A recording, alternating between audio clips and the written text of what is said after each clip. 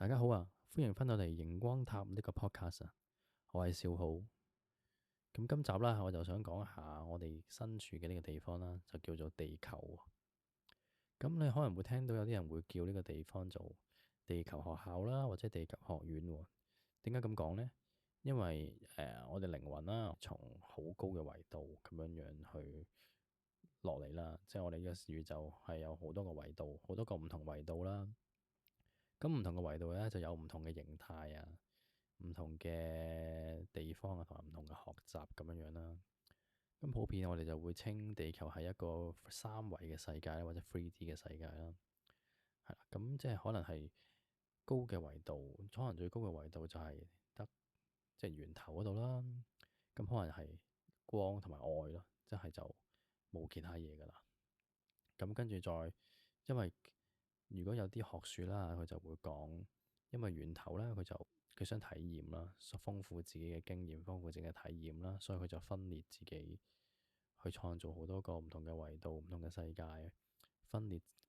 少一部分嘅自己出嚟，去唔同嘅維度去體驗，從而咧就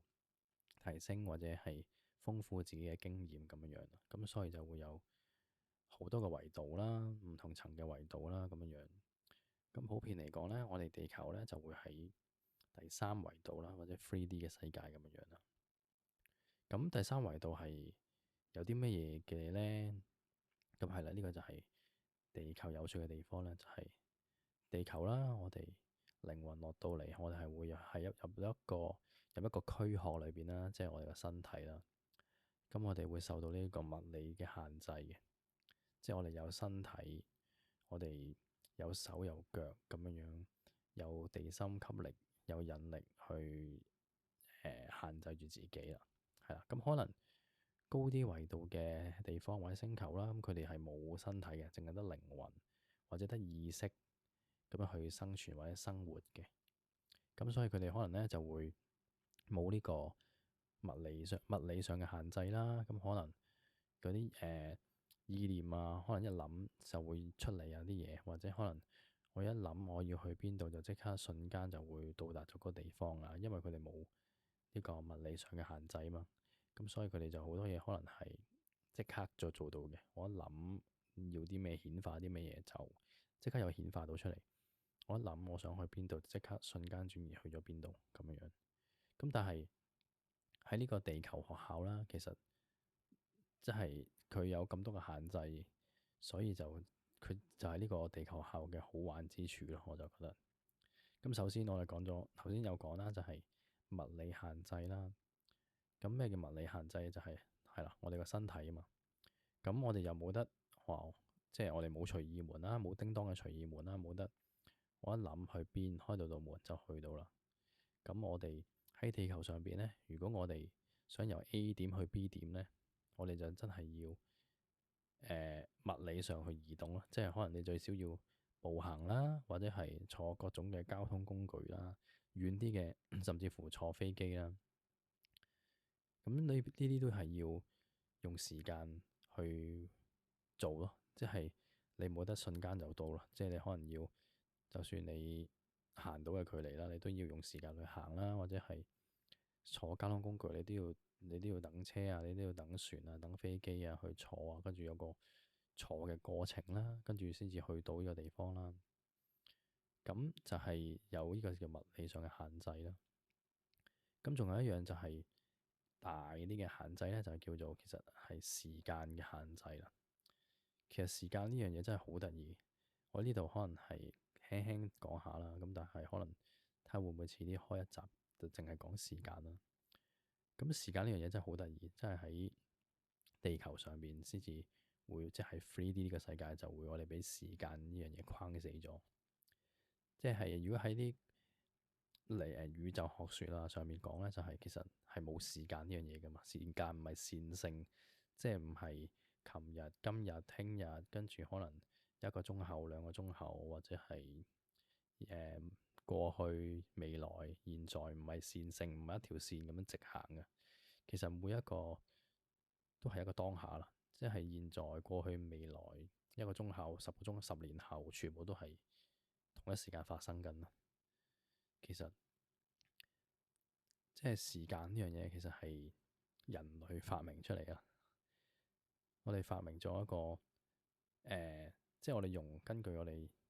太陽啦同埋月亮嘅移動嘅軌跡，佢移動嘅軌跡啦，我會話係啦，嚟量度時間呢個單位啦。我哋咁其實宇宙上邊係冇時間呢樣嘢啦，係我哋地球，我哋人類研究咗時間呢樣嘢出嚟，咁令到可能有啲即係有啲計算嘅方法會容易啲明啊，大家會容易啲去執行一啲嘢啊，咁樣所以就研究咗時間呢樣嘢出嚟咯。即係可能日頭就唔知幾多點就可能做乜嘢，跟住幾多點就食飯咁。咁但係其實即係時間係咪需要咧？其實即係可能古代嗰啲冇鐘噶嘛，咁佢哋有光啦，太陽出嚟啦，咁就可能去做嘢咯，做自己要做嘅嘢咯。咁太陽落山咯，冇燈咯，冇光咯，咁咪休息咯，係啦。咁係咪咁都有大概有呢個有光同冇光嘅分別啦？咁但係就唔係好 exactly，可能我而家可能我9點鐘就要翻到 office 啊，跟住12點半就放 lunch，放一個鐘啊，1點半就翻嚟再繼續做啊，即係冇咁好死嘅嗰啲時間嘅概念咯，係啦。咁同埋即係我之前喺網上面見有啲 meme 好好笑嘅，就係時間呢樣嘢就係人類研發出嚟嘅，但係咧人類就覺得時間唔夠用喎，硬係咁。但係其實時間係人類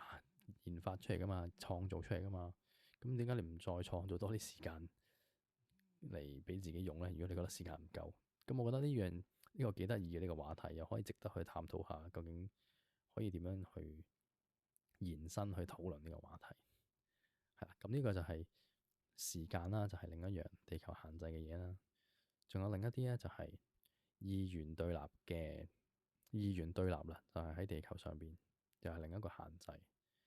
點解會有二元對立咧？就係其實即係可能喺高維度嘅地方啦，佢係冇二元對立嘅，即係一切都係光啊，一切都係愛啊，所有嘢都係好啊，所有嘢都係好咯。佢冇對比噶嘛，因為佢哋冇比較。咁所以咧就係所有嘢都係好咯，所有嘢都係光，所有嘢都係愛，所有嘢都係美好嘅，每一刻都係最好嘅咁樣樣。咁但係地球呢一個地方咧，就係好玩之處就真係有二元對立咯。佢即係我哋可能靈魂會知道，其實為呢個世界呢個宇宙其實真係所有嘢都係美好嘅。咁但係嚟到地球就可以體驗呢一個何謂，譬如二元對立裏面嘅高同矮啦，長同短啦，好同差啦，靚同唔靚啦，黑同白啦，光同暗啦，呢啲都係喺兩個二元裏邊嘅比較出嚟咯。即係你一樣嘢，你唔知佢高定矮、肥定瘦，即係可能一個人啦，可能我咁樣啦。如果得我自己一個，我唔知自己係高定矮、肥定瘦、男定女，靚仔定唔靚仔，跟住壯健定唔壯健咁樣噶嘛。一樣嘢係冇得講噶嘛，唔知噶嘛。你要點樣先至知道佢係高定矮、肥定瘦、長定短咧？就係你要有另一樣嘢同佢比較出嚟，你先知道原來呢個係對比之下，原來呢樣嘢係叫做高，呢樣嘢叫做矮，呢樣嘢叫做長，呢樣嘢叫做短，呢個叫做好，呢個叫做唔好。即係一定要有比較出嚟，先至會有得出到呢一個體驗咯。就係原來我同佢比較，我同呢一個人比較，原來嗰個人咧就叫做高啦，我咧就叫做矮啦。原來或者可能原來兩支木對比拍埋一齊，先知道呢支木係長，嗰支木係短。咁但係其實即係你可能我哋會知道呢個係叫二元對立啦，即係有兩個二元喺度啦。咁但係其實佢本身二元對立呢樣嘢咧係中性嘅，即係長同短、高同矮、肥同瘦，其實佢係 neutral 噶，佢係中性嘅字嚟嘅。只不過可能我哋普遍嘅社會價值或者我哋自己加諸咗一啲意義或者感受落去咧，就會覺得高係好嘅，矮就係差嘅，冇咁好嘅，肥咧就係唔健康又唔好嘅，瘦即係睇下點瘦啦，可能好瘦又唔好嘅，即係可能都係相對之下啦，瘦會好過肥啦，通常都會覺得。跟住學靚同唔靚就好明顯啦，或者黑同白、光同暗就會覺得啊，光係好嘅，暗咧就係唔好嘅咁樣樣。但其實佢哋全部所有嘢都係喺個宇宙裏邊嚟講係佢哋係中性嘅咯，佢係冇好同壞之分，只不過係我哋嘅經驗或者我哋嘅集體意識就裏面就會覺得啊，我哋就會加咗啲感情或者感受落去，感覺落去就覺得啊，有一樣嘢就係好，另一樣嘢就係唔好咯。咁但係其實二元對立或者二元呢樣嘢咧，其實係喺地球學校裏邊幫我哋去經歷同埋幫我哋去體驗到咩叫做，即係我哋要經歷過熱，我哋先知咩叫凍；我哋經歷過咩叫光，先至知道咩叫暗。我哋知道咩叫長，見到咩叫長，先至知道咩係短。咁呢啲都係只不過係一切嘅經歷同經驗咯。佢哋真係冇好同壞之分。咁呢一個二元嘅元素啦，又係地球學校裏邊嘅其中一個限制啦。仲有一個元素咧，我覺得喺地球上邊咧就係好得意嘅，就係我哋有語言嘅限制啦。咁喺高維度上邊啦，其實佢哋係冇語言呢樣嘢嘅喎，佢哋都係心靈感應啦，或者係心電感應啦，你點樣稱呼都可以啦。總之佢哋就唔需要講説話出嚟就可以交流到咯。佢哋即係裏邊心裏邊有諗一個諗法，就會可以即刻傳送到俾其他嘅靈魂，佢哋就 get 到啦。因為佢哋冇咁多嘅隔膜啦，咁所以就係可以做到咁樣樣啦。咁但係我哋地球呢個限制就係有一個限制，就係你一定要説話啦，即係 at least 可能或者係肢體語言啊、身體語言啦，at least 先至去表達自己啦，先至令到對方係另外一方係明白我哋想講啲乜嘢咯。咁呢樣嘢我覺得係一個好有趣嘅一個限制啦，喺地球上邊，即係我哋係地球上面咁多人啦，唔同嘅國家啦，又講唔同嘅語言喎。咁即係有啲人係即係唔係個個都識大眾，即係可能係世界語言，可能英文啊咁樣樣噶嘛。有啲國家係佢哋淨係講自己嘅語言啊，甚至乎係可能有啲原始部落，佢哋淨係講翻啲原始嘅語言，佢真係唔識講其他嘢嘅喎，即係唔識講其他語言嘅喎，即係可能佢同其他人去交流係好有隔膜噶，其實甚至乎可能其實你同一個語言嘅人，即係可能我又係講中文，我係講廣東話嘅，對方又係講廣東話嘅，大家都係香港人嚟嘅，其實咁，但係其實言語表達同埋身體語言嘅表達都係唔足以去100%去另一個人去抒發到佢自己嘅嘢咯。即係我就算我用晒，即係我又講咗，我用口講啦，用語言講啦，用身體語言去做埋一啲嘅感受或者做埋一啲嘅嘢啦，動作出嚟啦。呢啲所有嘢加埋呢啲元素，所有嘅元素加埋啦，都唔一定係可以100%表達到我想要表達嘅嘢咯。甚至乎就算係我表達晒呢啲嘢之後啦，對方嘅接收有可能會有誤差、有偏差，又未必接收到我嘅原意啊。佢就會可能會聽咗第二啲嘢啊，或者 get 錯咗第二啲嘢啊，就會接收錯咗一啲嘢。咁所以我覺得語言限制係一個好有趣嘅事啊。尤其是可能係我唔知大家會唔會有呢啲經歷啦，就係我有陣時都會嘅，可能係譬如喺街上面啦，有啲人有時唔小心撞到人啊，整到人啊，或者有啲講唔該嘅時候，有陣時候會喺心裏邊講咗咯，即係啊唔好意思啊唔該晒咁樣，但係我冇表達出嚟咯，即係語言冇把口冇講咗出嚟咯。咁其實就係人哋會以為我係冇禮貌，或者係冇，即係我冇講到唔該啊咁樣，或者冇講到唔好意思啊，就會覺得人哋會有唔舒服嘅感覺咯。咁但係其實我心裏邊係好抱歉，或者我覺得真係講咗唔好意思嘅，但係我又係嗰一刻就係冇表達到出嚟，可能係因為有陣時我覺得係，尤其是而家呢個時代啦，好多人都係戴住耳機去出街去搭車，即係封閉咗自己嘅喺個搭車嘅過程，咁真係未必會講出嚟，即係會個口會講出嚟，純粹喺個心裏邊自己講，自己聽咗，自己知咁樣樣，就以為自己表達咗出嚟。咁呢個可能係我自己嘅，即係我自己有呢個咁嘅經歷啦。咁呢一個就係冇心靈，即係喺地球學校裏邊冇心靈感應，而要需要用語言或者身體語言去表達自己嘅一個限制。咁我覺得其實就係呢啲就係喺地球嘅好玩之處咯。呢啲因為有呢啲嘅所有嘅限制，而令地球咁好玩，就係因為有呢啲咁嘅限制，所以先令地球係一個咁特別嘅地方，喺呢個宇宙裏面咁唔同嘅地方，而咁多人想嚟地球學校去學習同埋去體驗啦。因為佢真係有咁多嘅限制，咁多嘅框架，所以先令地球咁好玩咯。可能係你想要顯化一啲嘢啦，譬如我諗一啲我想顯化出嚟，其實我喺其他維度上邊，喺其他維度度生活嘅話，可能我一諗佢就出現㗎啦。譬如我想要顯化一啲乜嘢工具，或者顯化一啲錢，或者顯化一啲 project 去實行，佢真係一諗就有㗎啦。其實可能咁，但係喺地球學校咧，即係你要顯化一樣嘢咧，即係可能睇大，同埋睇你嗰件事係大定細啦。你真係要等時間去嚟到咯，即係去過咯，要有個過程咯，有等待嘅過程嚟去顯化嗰啲嘢。係啊，咁可能譬如落緊雨，我要你停雨，我要想要雨就停雨，咁呢啲可能會好快就可能即刻佢就會停雨，停到雨啦咁樣樣。咁但係你可能你顯化一啲大啲嘅嘢，廣闊啲嘅一啲嘢嘅時候，咁你真係要一個時間去推進，要讓宇宙去運作，先至會顯化到出嚟咯。甚至乎頭先有講啦，我哋喺高啲嘅維度嘅時候，我哋一諗想去邊度就瞬間轉移咗去咗邊度噶嘛。其實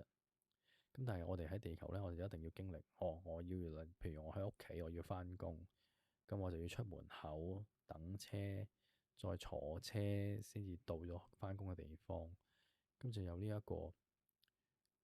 搭車或者去 travel 咯，或者去係啦，叫 travel 嘅過程。咁有陣時我都覺得哇，好得意。其實呢一個叫做呢個 travel 嘅呢一個過程，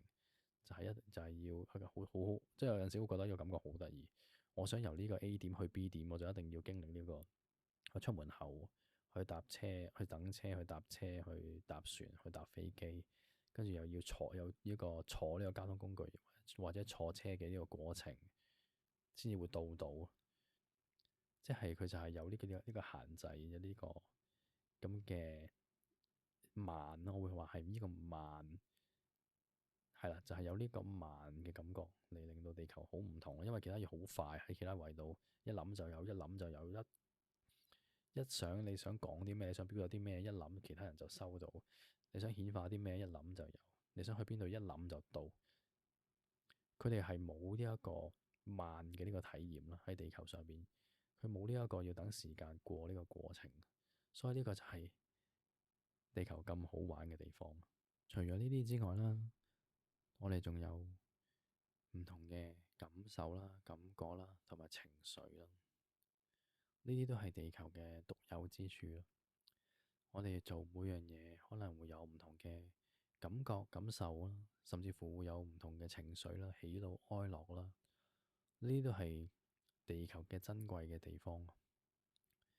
上邊其他嘅維度，佢哋可能唔需要，因為我哋係有身體啦，我哋需要有食物去維持自己身體啦。咁我哋就可能會試到唔同嘅嘢食，會有唔同嘅感官，會有唔同嘅味，可能會有味覺啦。我哋會食到嘅好食嘅嘢會開心啦，我哋可能會聞到香嘅嘢就會開心啦。聽到唔同嘅聲音，可能悅耳嘅音樂又會好高興、好放鬆咁樣啦。呢啲嘅五官五感都係地球獨有嘅，其他維度都可能未必會體驗到呢啲嘢咯。尤其是情緒咯，情緒就係地球一個好重要嘅一樣嘢咯。尤其是我哋每樣發生喺我哋身邊嘅事，佢令到我哋有情緒嘅波動，就係地球。我哋嚟地球就係要體驗呢啲，最緊要就係體驗呢啲情緒嘅波動咯。即係可能我哋做一樣嘢好成功、好開心，咁我哋就可能嗰刻嘅喜悅就係我哋要感受嗰刻嘅喜悅。有啲事嚟到，我哋係好傷心嘅，咁啊可能我哋會大喊一場啦，